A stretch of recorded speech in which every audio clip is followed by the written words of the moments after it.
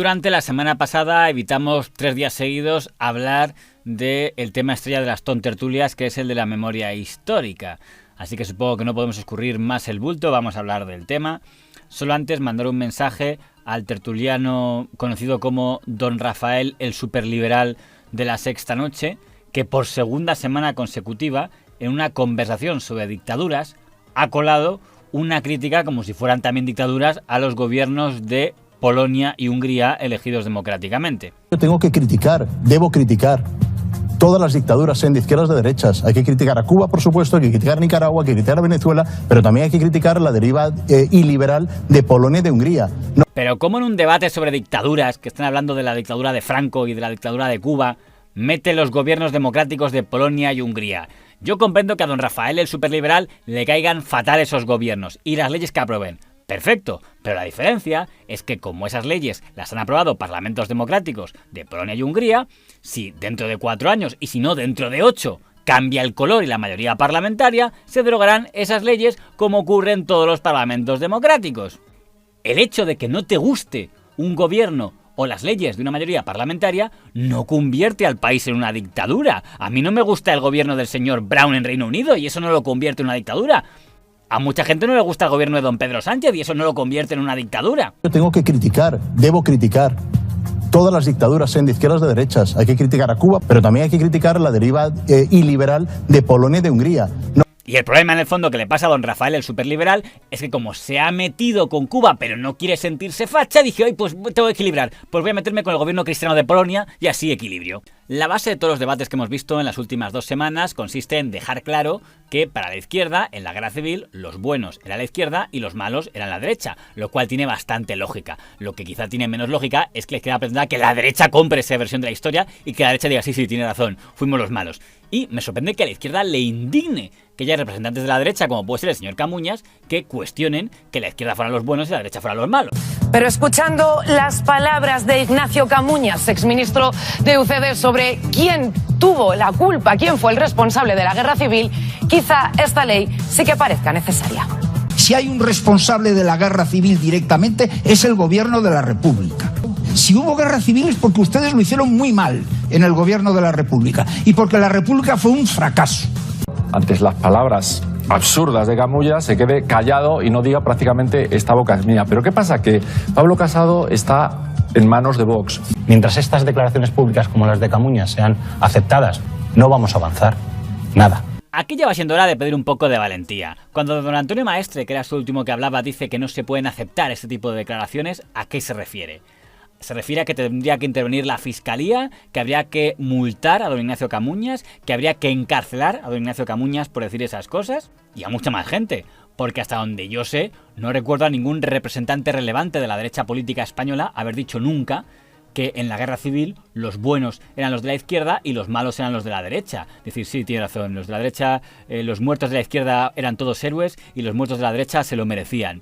No lo he escuchado, y si es lo que la izquierda espera que haga la derecha, diría que está siendo un tanto ingenua. ¿Qué es lo que ocurre en Alemania? ¿Qué es lo que ocurrió en Alemania? Que allí se juzgó a los criminales. Se condenó a los genocidas. Y aquí Franco murió en la España cama. se va a penar la apología del franquismo cuando no se ha penado a los que han cometido el crimen.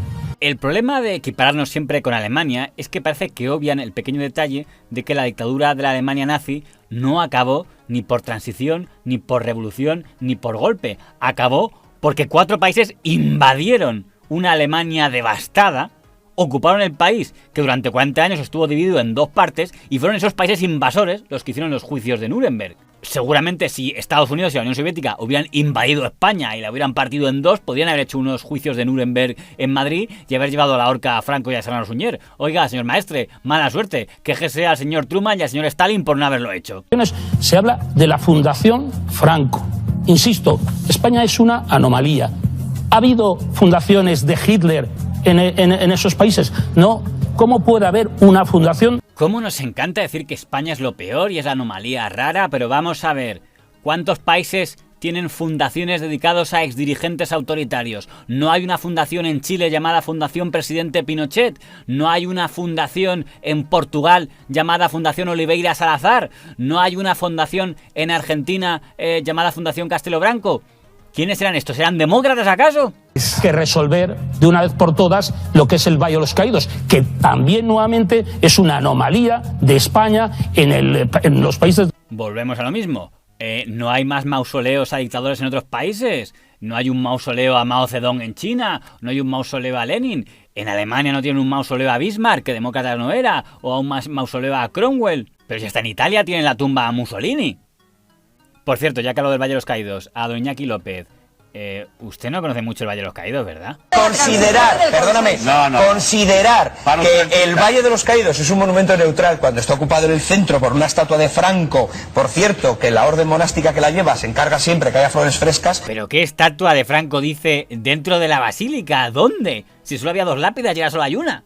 O estuvo en otro Valle de los Caídos o sufría alucinaciones. Está ocupado en el centro por una estatua de Franco.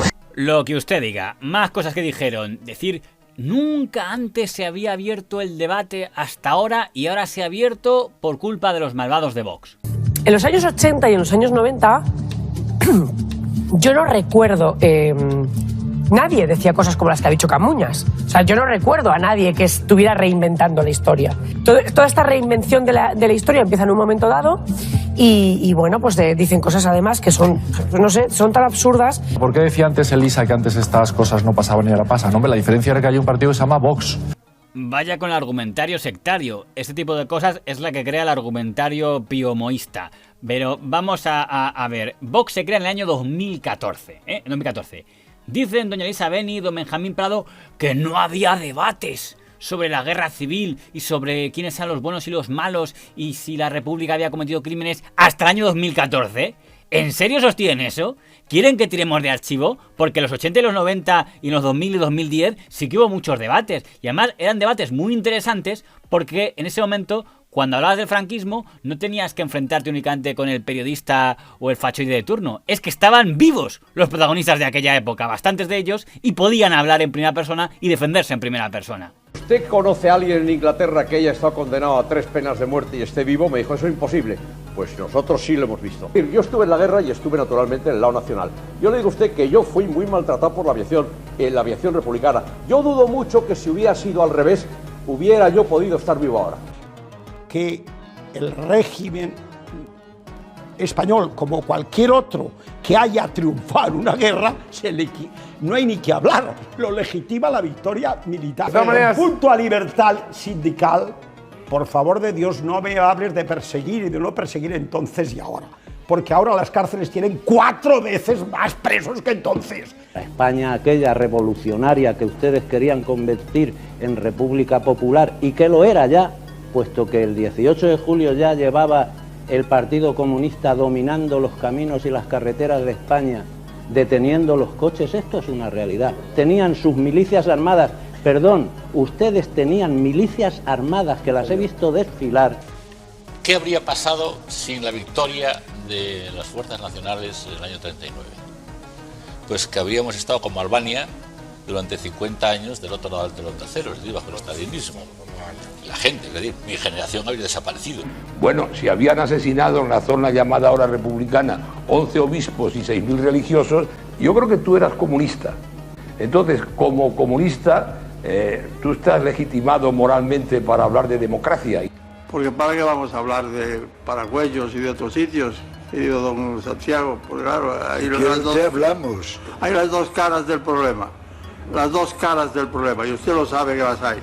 Todos estos debates sobre franquismo no son de cuando existe Vox, son de los años 80, 90, 2000, 2010, bastante antes de que exista Vox. Y los que hablan del franquismo no hablan de oídas solo por lo que han leído en un libro, sino porque formaron parte de él. Eran los propios ministros de Franco, claro, ya se han muerto todos, ya no pueden defender el tema. Contra una república que no solamente era un gobierno legítimo, no solamente no había robado ninguna elecciones y las había ganado limpiamente, sino que además la república, quiero recordar que durante la república se hace un trabajo cultural bestial, se crea el Instituto Instituto Escuela, de ahí nace la generación del 27. Ya, una cosa de lo último. Generación del 27 es porque se formó en 1927, es decir, antes de que se formara la Segunda República. Y si don Benjamín Prado mira la trayectoria de los poetas de la generación del 27, verá que hubo unos que apoyaron al Frente Popular durante la Guerra Civil y hubo otros que apoyaron al bando franquista. De todos modos, lo de los intelectuales también ha sido objeto de muchos debates, de esos que según don Benjamín Prado no existían hasta que llegó Vox.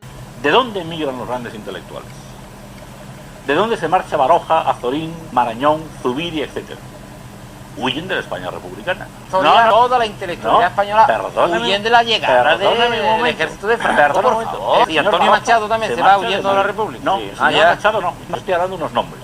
Baroja, Azorín, Menéndez Pidal, Ortega. Pero mejor aún que recordar lo que decían los franquistas cuando estaban vivos, vamos a ver qué decían los de la izquierda cuando estaban vivos, porque doña Elisa Beni se escandalizó de que alguien pudiera insinuar que los comunistas y los socialistas no eran democráticos en aquella época. En España, y por lo tanto que vengáis ahora a señalar a los comunistas diciendo no sé qué historias del 36, es tan loco, tan loco. Sí. Tan loco como que escucha lo que decía de cómo era la izquierda de entonces el secretario general del Partido Comunista en un debate del año 79 sobre la guerra civil. Esos debates que según don Benjamín Prado no existían hasta que Vox apareció. Es obvio que existen hoy en el mundo partidos marxistas que niegan la libertad.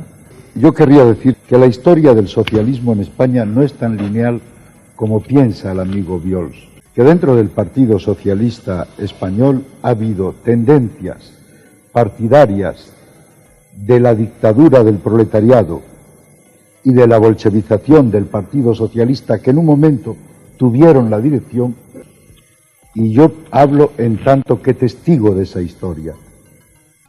Sí, acaba de decir que en esa época, en los años 30, el PSOE era partidario de la dictadura del proletariado. Y él lo sabe porque estaba allí. Y lo está diciendo porque el que ha hablado antes, que era el del PSOE, ha dicho, bueno, los que querían la dictadura eran los comunistas. Y ha dicho, un momento. Y el PSOE en aquella época también. Pero esto no va de bando de la izquierda versus bando de la derecha, bando súper bueno y democrático contra bando súper fascista. No, esto va de quienes al hablar de la guerra civil siguen siendo tan estúpidos o maniqueos de pensar que es una cosa de buenos y malos, y quienes saben que una guerra civil nunca es una cosa de buenos y malos. Imaginemos un alcalde socialista o republicano de cualquier pueblecito de España. Un hombre bueno o una mujer buena que se dedica a hacer cosas por su pueblo, etcétera, y un cura que vive en un barrio obrero y que es un tío fantástico, que está haciendo cosas por la marginación, etcétera, etcétera. ¿Entendería alguien que hoy, si tuviéramos un conflicto, se fusilara a uno y a otro? ¿Qué hicieron? Uno era socialista y otro era cura. No lo entendería nadie. Pues eso es lo que pasó.